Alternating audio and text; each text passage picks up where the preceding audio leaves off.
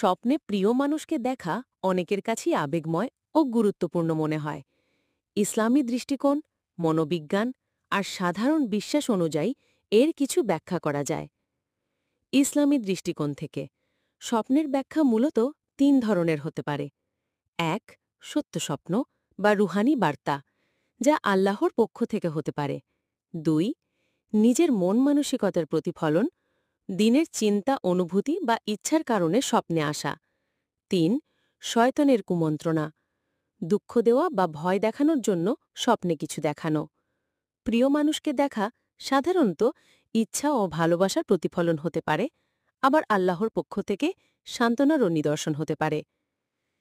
মনোবিজ্ঞানের দৃষ্টিকোণ থেকে যাকে আমরা মনে বারবার ভাবি বা গুরুত্ব দিই, সেই স্বপ্নে দেখা যাওয়ার সম্ভাবনা বেশি।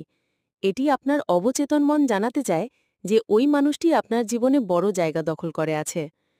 সাধারণ বিশ্বাস অনুযায়ী অনেকে মনে করেন প্রিয় মানুষকে স্বপ্নে দেখা মানে ওই মানুষটিও হয়তো আপনার কথা ভাবছে। আবার কেউ কেউ মনে করেন এটি ভালো খবর বা সম্পর্কের দৃঢ়তার নির্দেশ করে। কি করা উচিত? স্বপ্ন দেখে অযথা দুশ্চিন্তা না করে আল্লাহর কাছে ভালো কিছুর দোয়া করা উচিত।